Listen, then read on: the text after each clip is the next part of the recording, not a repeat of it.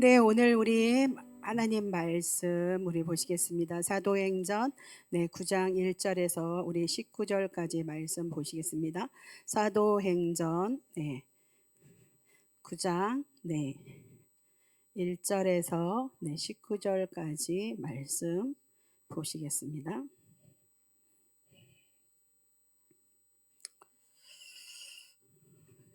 네, 우리 다 찾으셨으면 한 목소리로 우리 읽으시겠습니다.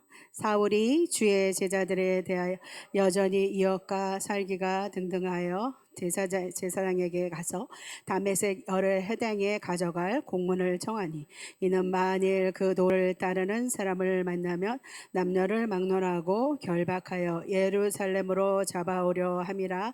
사울이 길을 가다가 다메섹에 가까이 이르더니 호련히 하늘로부터 빛이 그를 둘러 비치는지라. 땅에 엎드러져 들음에 소리가 있어 이르시되, 사울아 사울아 내가 어찌하여 나를 박해하느냐 하시거늘, 대답하여 주여 누구시니까 이르시되, 나는 내가 박해하는 예수라. 너는 일어나 시내로 들어가라. 내가 행할 것을 내게 이를 자가 있느니라 하시니, 같이 가진 사람들은 소리만 듣고 아무도 보지 못하여 말을 못하고 서 있더라. 사울이 땅에서 일어나 눈은 떴으나 아무것도 보지 못하고 사람의 손에 끌려 다메섹으로 들어가서 사흘 동안 보지 못하고 먹지도 마시지도 아니하니라. 그때 다메섹에 아나니아라 하는 제자가 있어 주께서 항상 중에 불러 이러시되, 아나니아야 하시거늘, 대답하여 주여 내가 여기 있나이다 하니, 주께서 이르시되 일어나 집 가라 하는 거리로 가서 유다의 집에서 다소 사람 사울이라 하는 사람을 찾으라. 그가 기도하는 중이니라.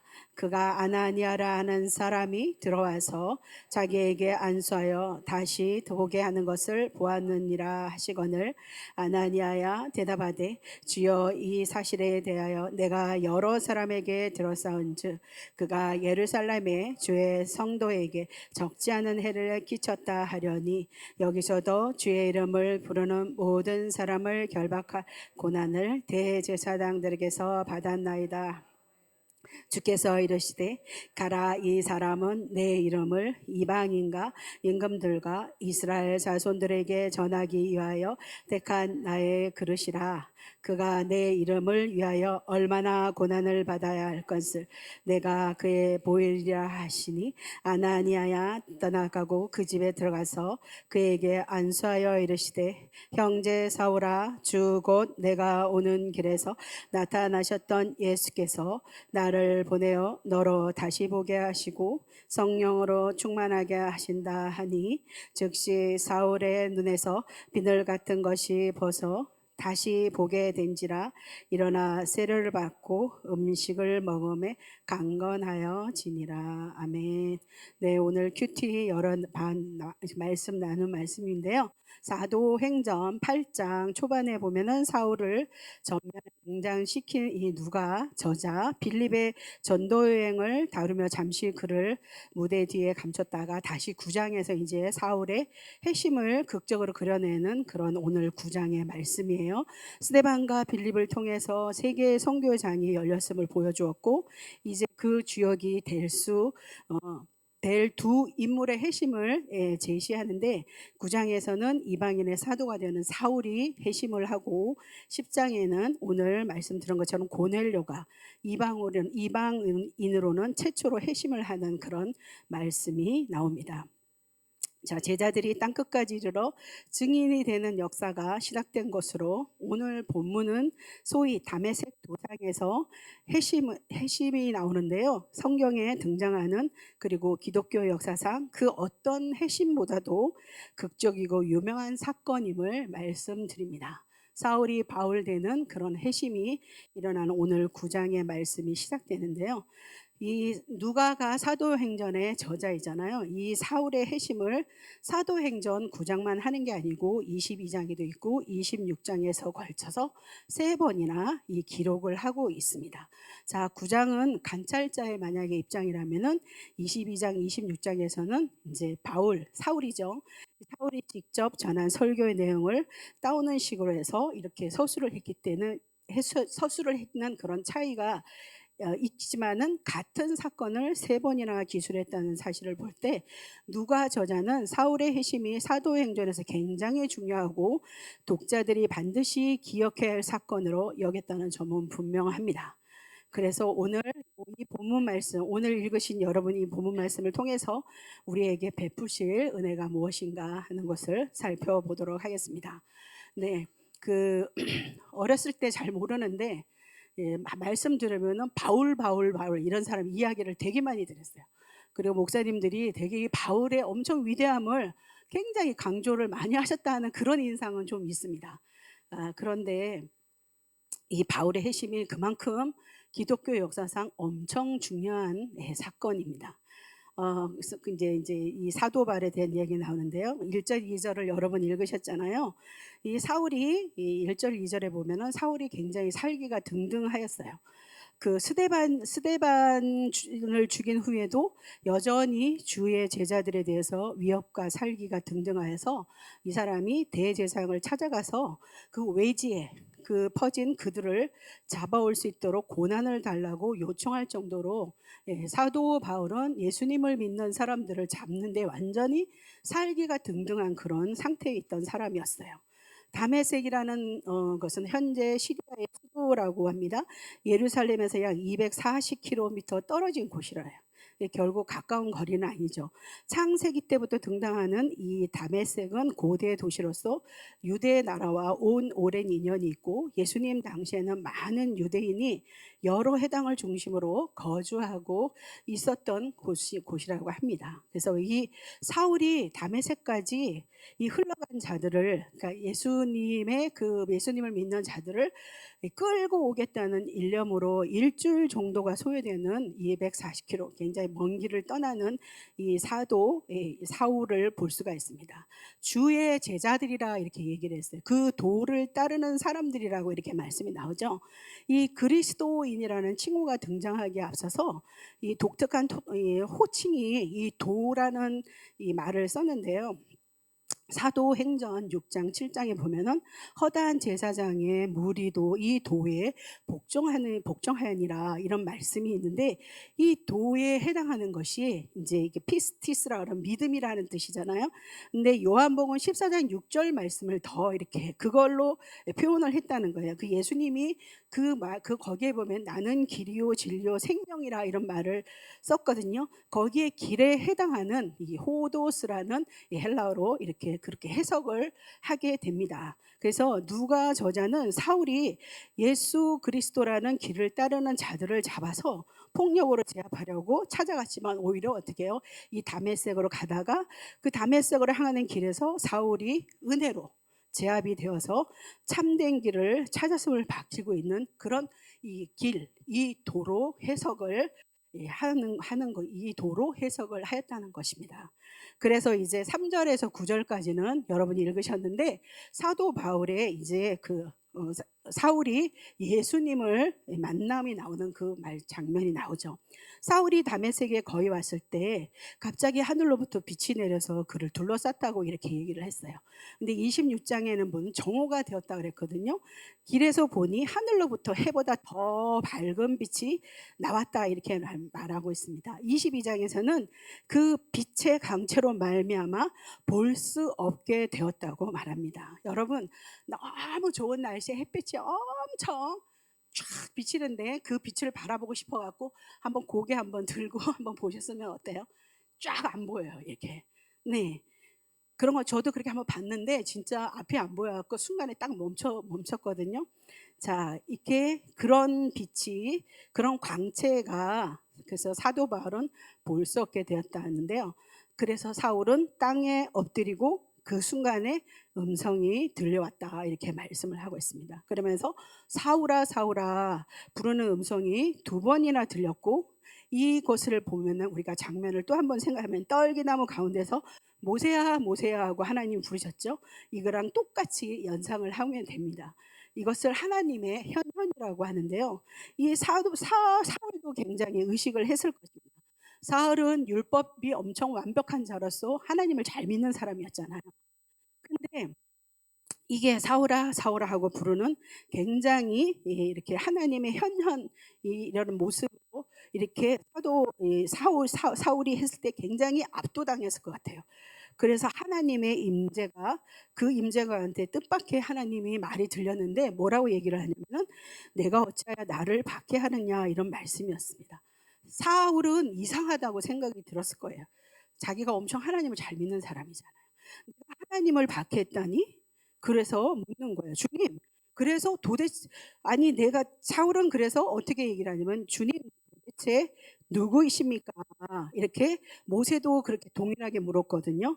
모세도 누구십니까? 이렇게 물었거든요. 그러니까 나는 내가 박해하는 예수라고 이렇게 얘기를 하십니다. 사울이 예수님을 박해했다는 그런 마주쳤다는 기록은 없어요. 그런데 그 예수님의 교회와 그 구성원을 박해한 사울에게 뭐라고 예수님 말씀하시는 나를 박해했다고 이렇게 그런 의미로 말씀을 하시는 것입니다. 사울이 깨달았죠. 예수님은 사울이 그래서 그 순간에 사울은 살아계신 하나님이시고 그분이 가르침이 참 가르침이고 그런 사실을 깨닫게 되는 나중에 이렇게 깨닫게 되죠. 그리고는 음성이 뭐라 하냐면 시내로 들어가서 기다리라 이렇게 명하였고 사울은 그대로 따릅니다. 자, 엎드러졌어요. 엎드러져 가지고 그 자리에서 하나님의 음성을 듣고 이렇게 눈을 떴는데 어떻게 눈이 안 보였다 그랬죠? 눈이 보이지 않아 갖고 사람의 손을 이끌려 갖고 다메섹으로 들어가고 그런 사울의 모습이 딱 보이는데 그 전에 어떤 사람이었다 그랬어요? 사이가 등등하고 굉장히 당당한 사람인데 지금 이 사람이 어때요? 누가 끌어주지 않으면은 한 발도 내딛을 수 없는 그런 사람으로 확 바뀌어 버렸어요.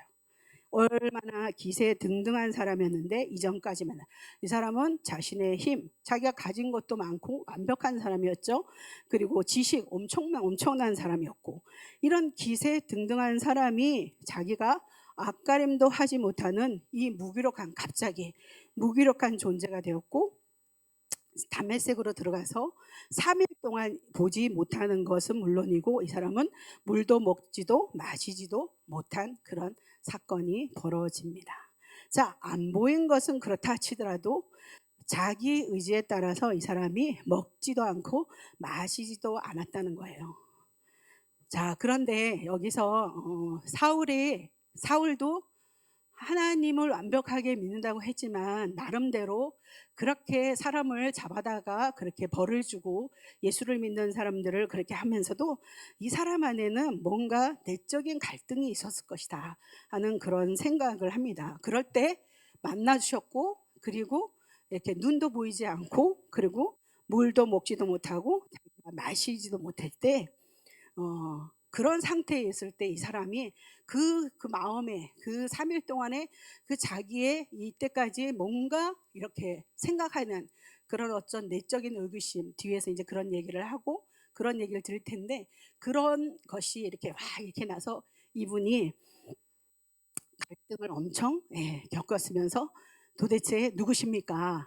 이렇게 그런 것을 엄청 부르짖었던 그런 그 사울의 내적 갈등을 좀 생각을 해볼 수가 있습니다. 그래서 사울의 회심을 위하여서 하나님께서는 아나니아라는 인물을 준비를 시키시죠. 그래서 우리가 10절에서 19절까지 아나니아를 만나는 그러한 이야기가 나오는데 8장에 보면 아나니아 삽비라 있잖아요. 근데 그 아나니아가 아니에요. 이 아나니아는 같은 이름이 아니고 22장에 보면 아나니아는 율법에 따라 경건한 사람으로 거기 사는 모든 유대인에게 칭찬을 듣는 자, 이 아나니아가 소개됩니다. 사울이 가장 먼저 찾아갈 인물이 이 아나니아였습니다. 한상 중에 하나님은 아나니아를 부르시고 명하시죠.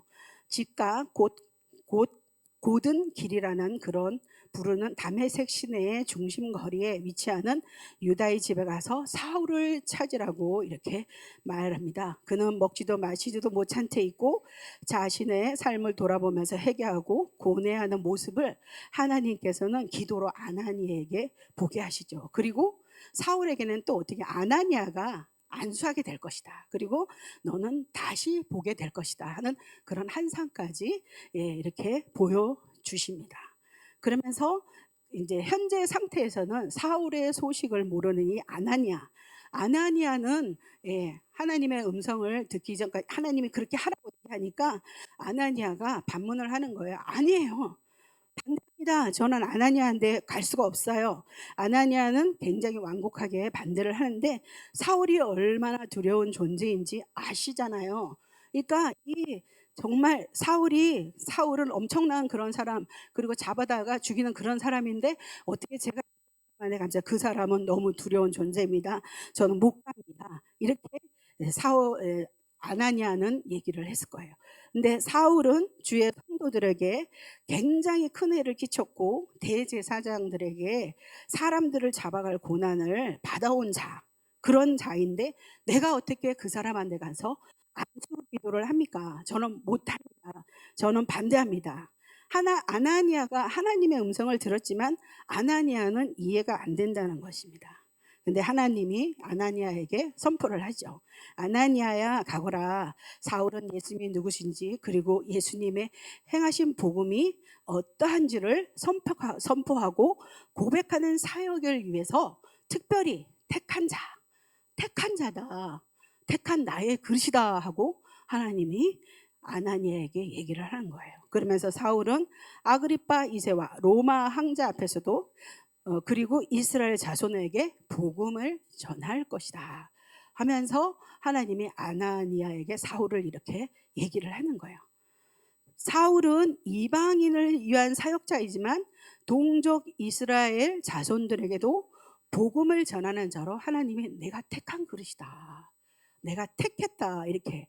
그래서 말씀의 뒤에 보면 여러분 택한 나의 그릇 이렇게 얘기 나오죠. 이런 그릇이라는 그런 말씀을 하신데 그릇은 어떤 걸까요? 무엇을 담느냐에 따라 그 기능이 달라지듯이 그릇은 자기 주권이 없어요. 그리고 사울 역시 자신이 질그릇과 같은 존재에 불과함을 이 사람은 잘 알았기에 고린도후서 4장 7절 말씀을 보면은 우리가 이 보배를 질그릇에 가졌으니 이는 심히 큰 능력은 하나님께 있고 우리에게 있지 하냐함을 알까 함이라 이런 말씀을 했어요. 사도 바울은 그리스도 이름을 위하여 얼마나 자기가 많은 고난을 받아야 할 것을 그에게 보이리라 하시는 그런 말씀을 입증하는 그런 삶을 살게 되는 그런 말씀을 하고 있고 사울의 고백이 골로새서 1장 24절에 보면 나는 이제 너희를 위하여 받은 괴로움을 기뻐하고 그리스도의 남은 고난을 그의 몸된 교회를 위하여 내 육체에 채우노라 이런 말을 했거든요. 그러니까 이 사도 바울의 삶은 그대로 고난의 연속이고 그 사명을 피하지 않았다는 것으로 자신은 고난을 채우는 그릇이다 하는 것을 사도 바울은 이제 나중에 다 알게 되는 거죠. 그래서 사도 바울은 이런 말을 한 거예요. 아나니아는 굉장히 하나님의 음성이 들렸지만 두려웠어요. 여러분 하나님의 음성이 들린데 막 이렇게 실천을 해야 되는데 어때요? 근데 이게 이해되지 않는 그런 거예요. 그랬을 때 아나니아 마음이 이해가 됩니다. 하나님의 음성이 들렸지만은 이렇게 굉장히 그 시대에 사울의 존재가 얼마나 굉장히 무서운 존재였다는 그런 걸 알았는데 이 아나니아는 두려웠지만 하나님 말씀에 순종하여서 아나니아가 안수를 하죠. 그리고 아나니아가 굉장히 은혜스러운 말을 해요. 형제 사울아 이렇게 얘기하는 거예요. 그때 그 시대 당시에 그리스도를 믿는 사람들은 다 형제라고 얘기를 했대요. 근데 형제 사울아 이렇게 말했을 때 22장에서도 형제 사울아 하고 이렇게 말을 하거든요. 자, 이 말을 들은 사도 바울이 어떨까요? 왜 주저하느냐는 말을 들은 사울은 결심하고 응답하고 증인에 대해서 주의 이름을 부르고 세례를 받고 죄를 씻어 성령 충만함을 이렇게 받게 되는 그런 일이 오늘 여러분 읽으신 말씀 일어나는 거예요. 형제 사울아 이렇게 얘기를 했을 때 이 사도 바울이 어떻게 해요? 회개가 일어나고 그리고 먼저 뭐 했어요? 세례를 받았다 그랬어요. 그리고 성령 충만함을 받게 되는 이 사울. 그때 어떻게 사울의 눈에서 뭐가 벗겨지는 거예요?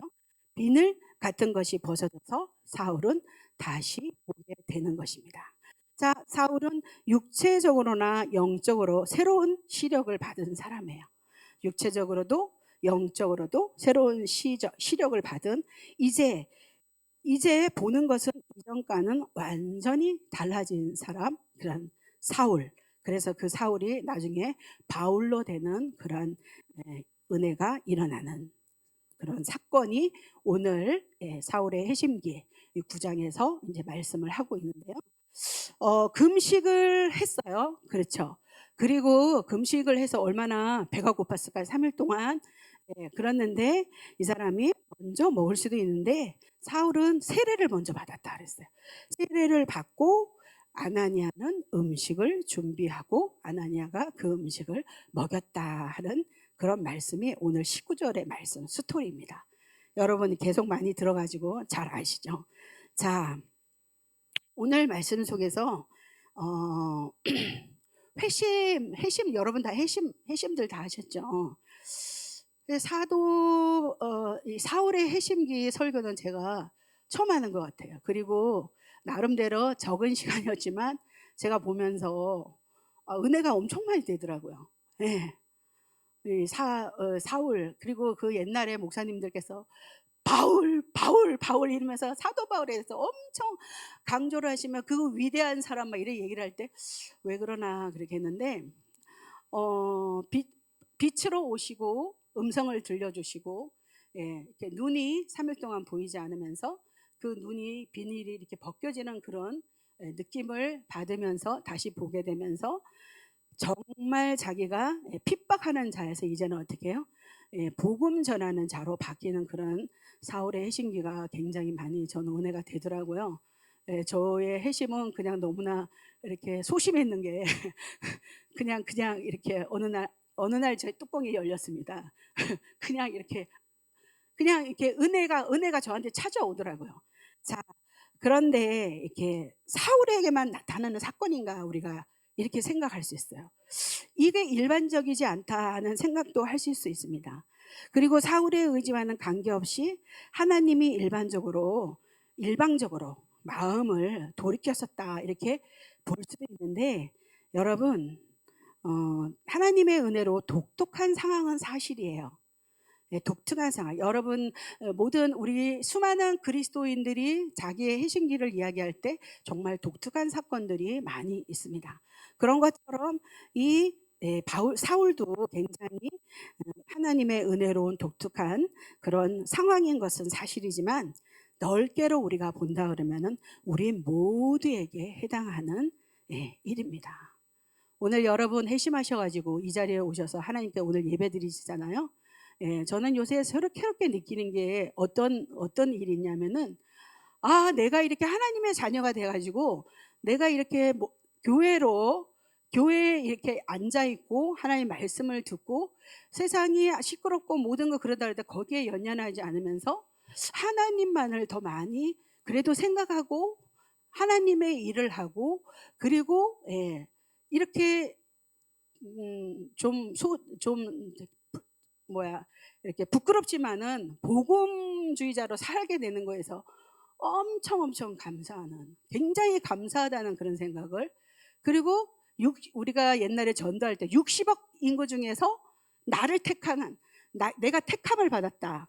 60억 인구가 60억 로또 복권 당첨된 복보다도 기쁜 더 기쁜 사건이 하나님이 나를 택하여서 하나님의 자녀로 만들어준 거.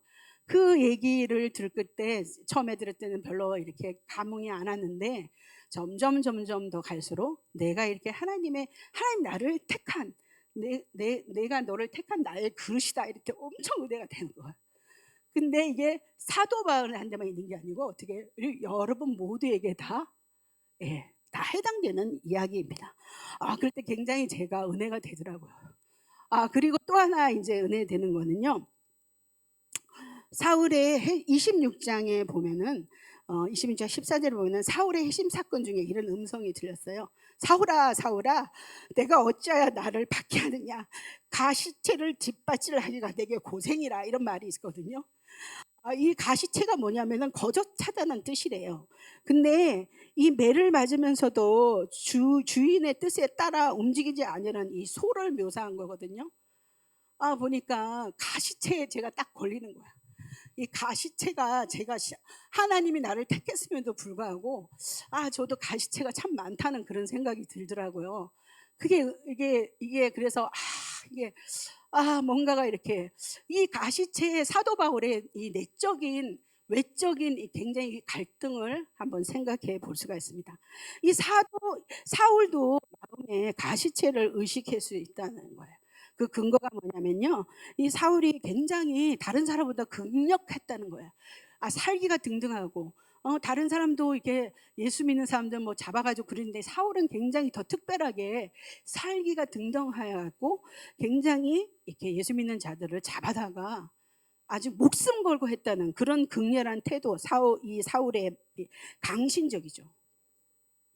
이 강신적인 태도. 그래서 이분에는 이 마음속에 무슨 의심을, 이 마음속에 뭔가가 있는 거예요, 이분이. 그리고 또 그래서 자신의 잠재우기 위해서 이 사람이 어떻게 됐냐면은 외적인 행위가 더 컸었다는 거예요. 자기의 뭔가 이 내적인 것이 해결이 안 되니까 이것을 잠재우기 위해서 외적 행위에 더욱 몰두한 것이 아닌가 하는 그런 생각도 해보게 됩니다. 이 내적 의심을 불어넣은 이 요소 중에서 여러 가지가 있지만은 사울이 가장 존경하는 가마리엘이라는 사람 스승이 있죠. 이 스승이 대기 5장 39절에 보면은 하나님께부터 났으면 너희가 그들을 무너뜨릴 수 없겠고 도리어 하나님을 대적하는 자가 될까 하노라 하니 굉장히 스승이 엄청 미적지근한 그런 태도를 보였다는 거예요. 그랬을 때 존경하는 스승님의 그 말에 사울은 굉장히 불안하였고 나중에는 이 스승과 멀어지게 되는 그런 이유가 되지 않았을까 하면서 반면에 이 당당하게 죽은 수데반의 모습을 볼 때 사울의 그 수데반의 굉장히 담대한 이 태도, 이 그런 말씀에 근거하는 이 설교에 이 사울은 굉장히 충격을 받았을 거라는 거예요. 그래서 사도 바울의 마지막 고백하는 말씀에 보면요, 자신의 이 내면 깊이 자리 잡는 죄에 대한 의식이 불안감을 증폭하였을 것이다. 이 사람은 외적으로는 거룩하여도 내면이 해결되지 않는 문제가 이 사람 안에 있어. 그 사도 바울이 로마서 7장 거기 말씀 나오죠. 이 사망의 그늘에서 자기는 공고한 사람이다.